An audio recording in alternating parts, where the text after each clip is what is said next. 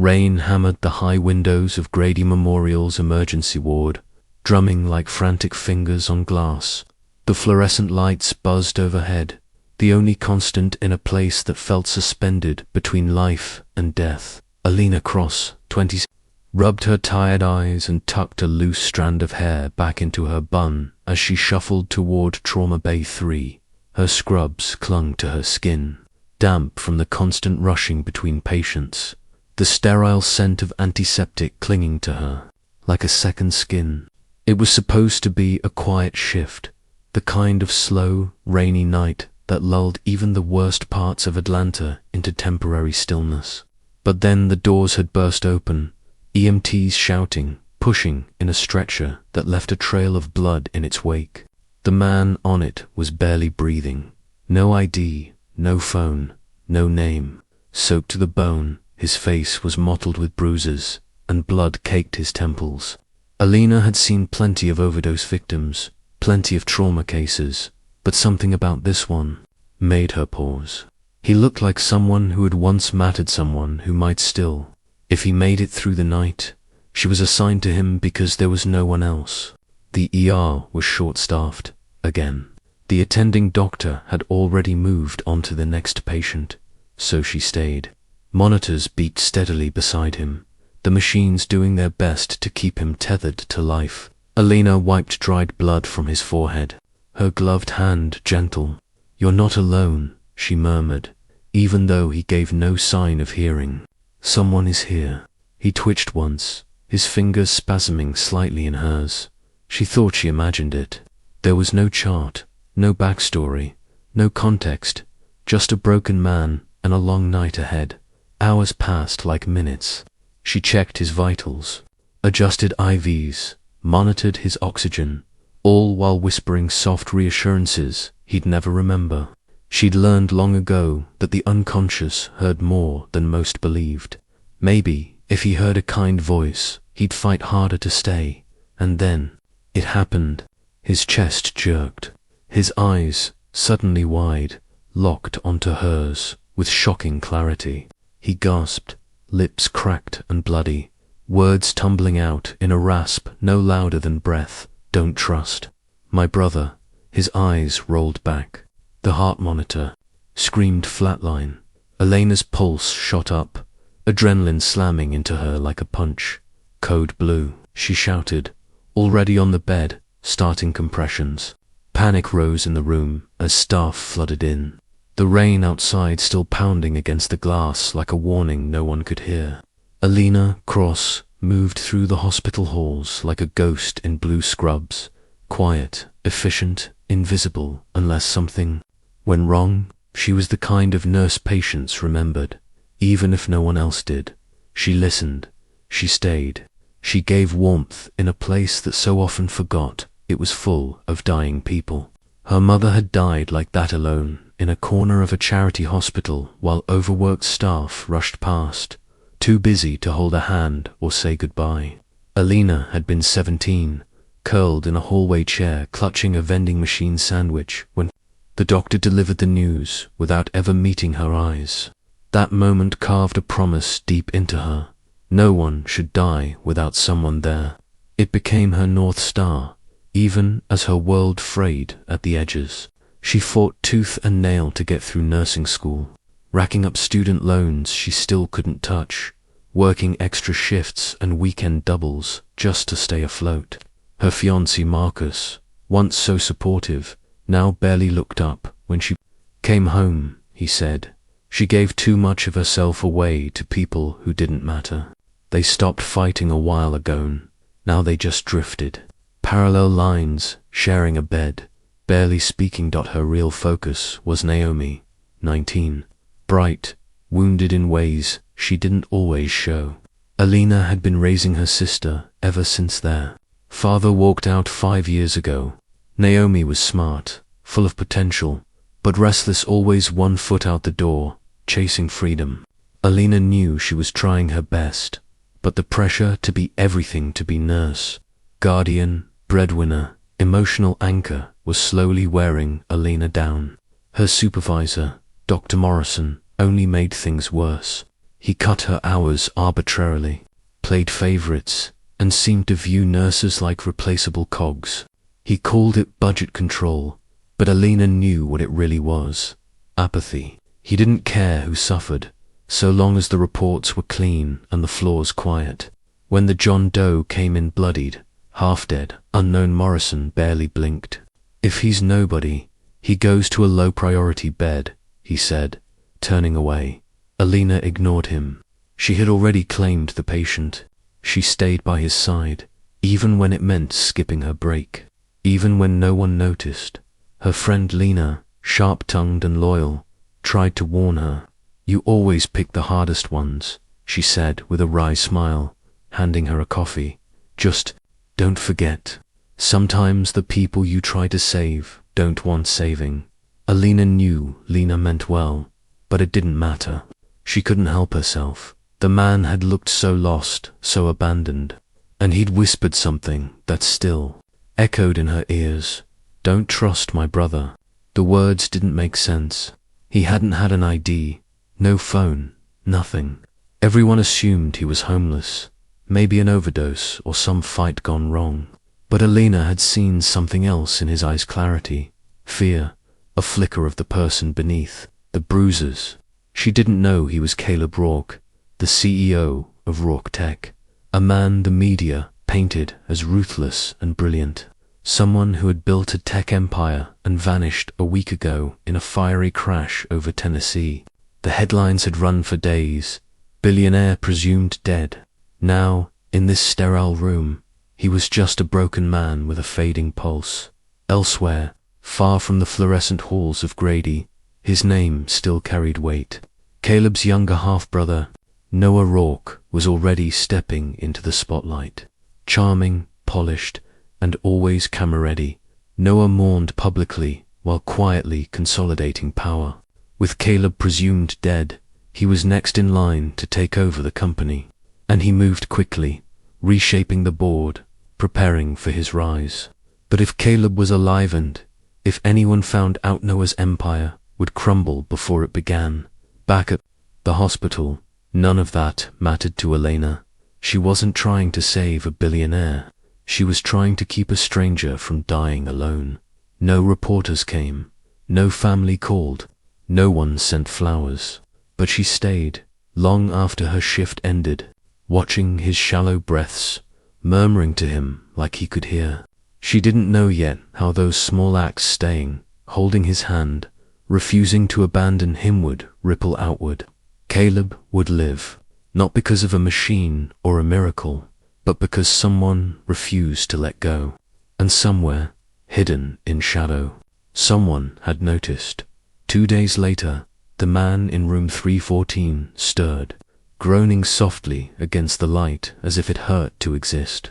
His eyes fluttered open, unfocused at first, and then slowly found Alina sitting quietly at his side, chart in hand, stethoscope around her neck. He was pale, still weak, barely able to lift his head, but he locked eyes with her, and something sparked. "I remember your voice," he rasped, throat dry as ash, "from before, when I was dying." Alina blinked, unsure what to say. She'd sat with many patients in those twilight moments, and few ever remembered. "What's your name?" he asked. She hesitated, offering only a small smile. "Just the nurse," she replied, brushing his foreline with gentle hands. He closed his eyes again, but the corner of his mouth twitched with something that might have been a smile or the ghost of one. His name was still unknown. No ID, no memory of the crash, just fragments, fire, noise, pain. He didn't even know why he had been on that plane, but he trusted her, instinctively, for reasons he couldn't explain. Maybe it was the way she spoke softly, never probing, or maybe it was because she'd stayed. That night, the hospital quieted as the storm outside cleared, but tension simmered beneath the surface. Alina returned from checking vitals and pediatrics to find 2 strangers in suits standing outside. Room 314. They held transfer orders, stamped with hospital letterhead, but nothing about them felt right. their shoes too polished, their tone too urgent, too practiced. "We're moving the patient to a private facility," one of them said coolly. "Orders from administration." Elena's pulse skipped.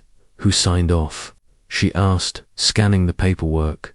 Dr. Morrison's name was scrawled at the bottom, but even that looked suspicious.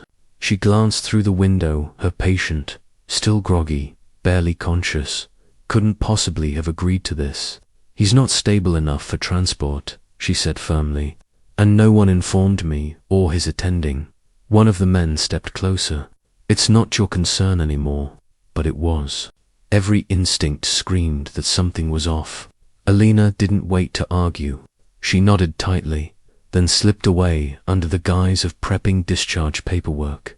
10 minutes later, Caleb was in a wheelchair, slumped and half-lucid, a blanket thrown over him as Elena wheeled him through the service corridors, bypassing the main exits.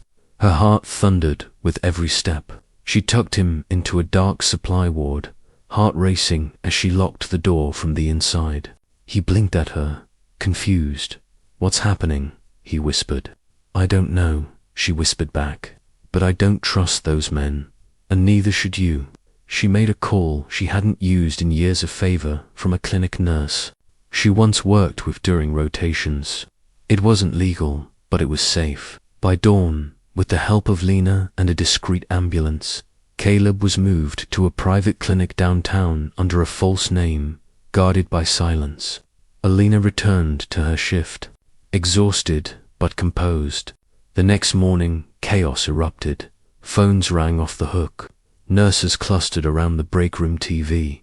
Breaking news: Caleb Rourke, presumed dead in last week's jet crash, has been found alive at Grady Memorial Hospital. Elena stood frozen as the screen flashed a photo of Caleb, the cleaned-up, suited version, his name blaring across every headline. Shock rippled through her. She turned away before anyone saw the recognition in her face. The man she'd held, protected, hidden, he wasn't a nobody. He was the Caleb Rourke, billionaire, CEO, missing for a week, and now suddenly, dangerously, alive. The news spread like wildfire. Caleb Rourke was alive, and now the world knew it. Within hours, a 7-figure reward was announced for information, leading to his rescue and safe recovery.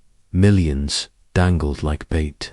Elena saw the posters, the flashing headlines, the reporters camped outside the hospital, and felt the full weight of it. That kind of money could change everything. Pay off her student loans, cover Naomi's tuition, give her a home where she didn't count every dollar. For a moment, she stared at the news feed on her phone, thumb hovering over the tip line number. No one would have to know it was her. One anonymous call, and all her problems would disappear. But then she remembered the way Caleb had looked at her, not with suspicion, not like she was just another person wanting something from him, but with quiet trust.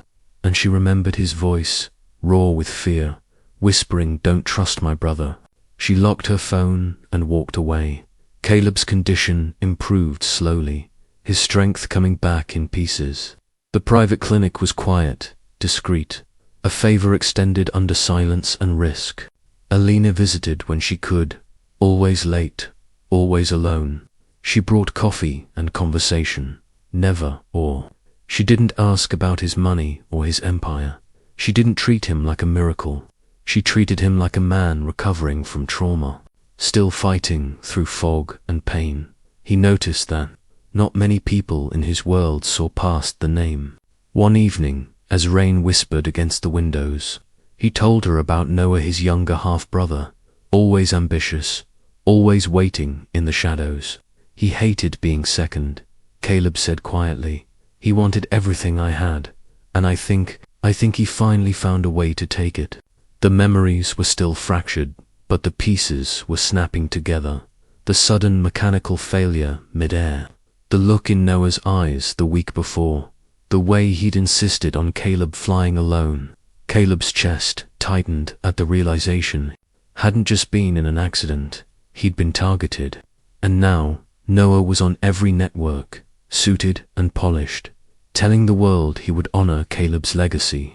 "My brother was a great man," he said to the cameras, voice steady, eyes gleaming with sincerity.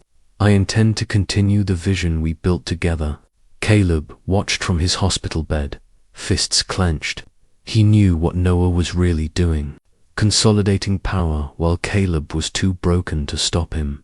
Back at Grady Memorial, Elena's world was unraveling. Dr. Morrison called her into his office, expression icy and immovable. She was under review, he said, for gross negligence, unauthorized patient interference, and obstructing a hospital-sanctioned transfer. "You don't get to decide who lives or dies here," he snapped. "You broke protocol. That's not heroism. That's insubordination." She was suspended, definitely no pay, no explanation that would make sense on paper. Just a hallway full of whispers as she packed her things and walked out. When she got home, Marcus was waiting, arms crossed, bags half-packed already. He'd heard everything, her lies, the secret. Transfer, the missing billionaire she'd hidden like some fugitive saint. "Do you even care about us anymore?" he shouted. "Do you even see me?" Elena tried to explain, but there were no words he wanted to hear. "You always put strangers first," he said, bitter and cold. "Your mother, your sister, your patients, and now some billionaire. What about me? What about your own life?" She stood frozen, tired, worn thin from fighting too many battles. "Alone, this is my life," she whispered. But Marcus shook his head, grabbed his bags, and left without another word. The door closed with finality. "I'm done being second to your morality," he said before he disappeared.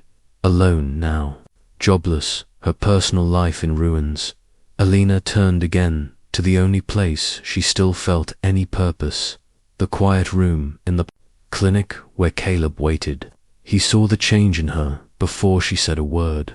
"You lost something," he said softly. She nodded, eyes hollow. "Everything." He reached for her hand. "Then maybe it's time we figure out how to get it back." The lines between them were blurring, a bond forming in the spaces left by everything they'd both lost. Outside, the world moved on, believing the story it had been told. But inside that quiet room, Caleb remembered the truth, the fire, the betrayal, the voice in the dark. "Don't trust my brother."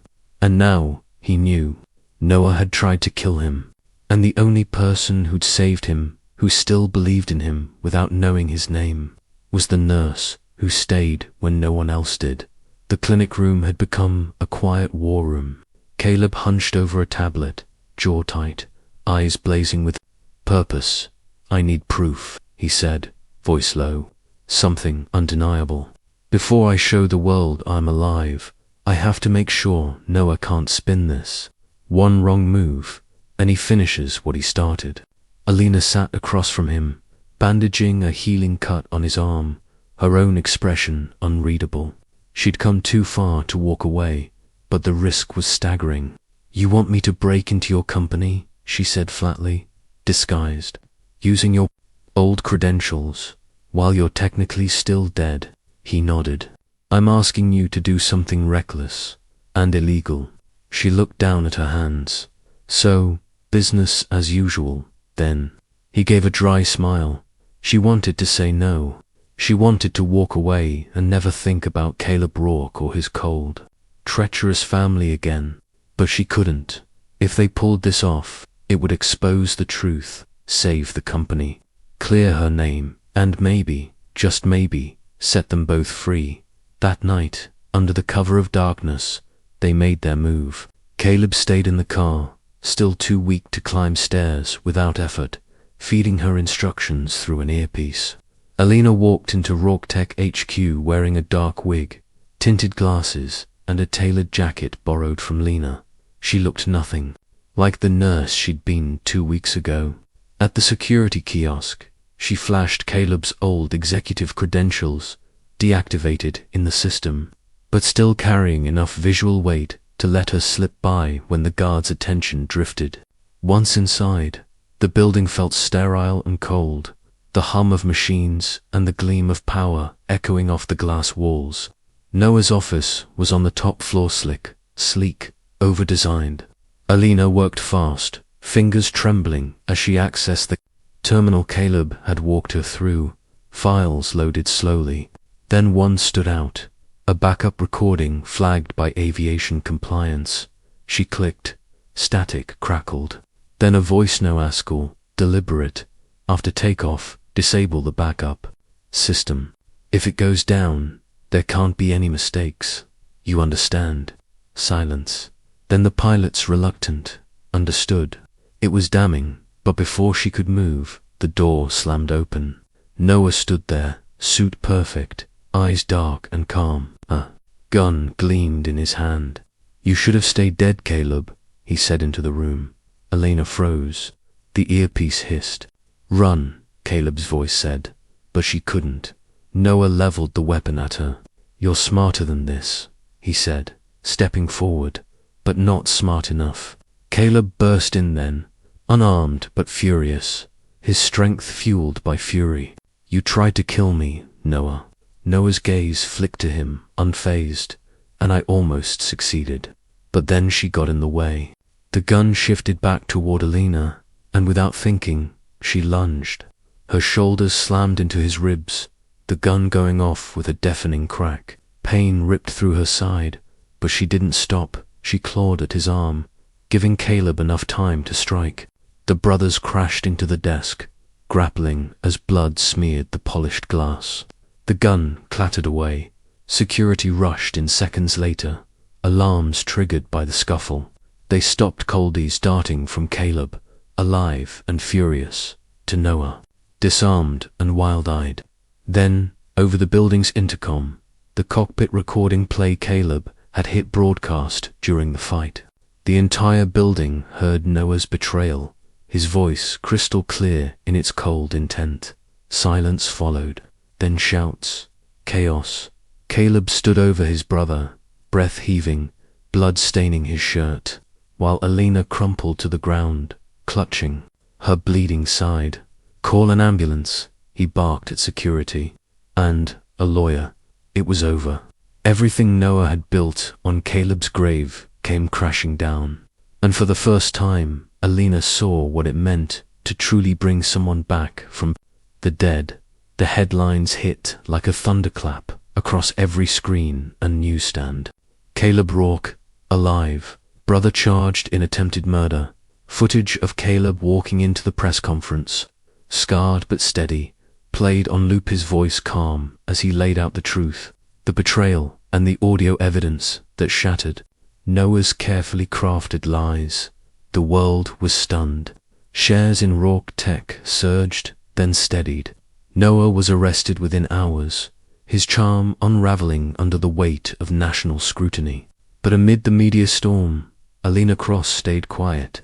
Her name appeared in reports, whispered by reporters, hailed as the nurse who had saved a billionaire's life and exposed a conspiracy, but she declined every interview, every camera. Her suspension was formally lifted by the hospital board. Dr. Morrison, tight-lipped and bruised with embarrassment, handed her a letter of apology and a certificate recognizing her bravery. It meant little. She didn't want applause. She only wanted peace. When Marcus showed up a week later, flowers in hand, regret painting his face, Alina didn't open the door wide. He spoke of mistakes, of love, of second chances, but she stood in the doorway, arms crossed, heart steady. You didn't leave because of Caleb, she said softly. You left because I didn't fold when the world got hard. And I won't start now. He tried again, softer this time. We could still fix it. But Alina shook her head. I choose peace now, not noise. She closed the door gently. For the first time in years, it felt like choosing herself. At home, Naomi threw her arms around her. You saved a life, she said, eyes bright. And it saved yours too. Alina hugged her sister back tightly, a swell of gratitude blooming in her chest. They weren't rich, they weren't fixed, but they were together. And for now, that was enough. A few days later, Caleb appeared outside her apartment. No cameras, no bodyguards, no flowers, just a quiet smile and a small folder in his hand. He looked better, still healing, but standing taller. He didn't try to charm her, didn't speak in headlines. "I came to say thank you," he said.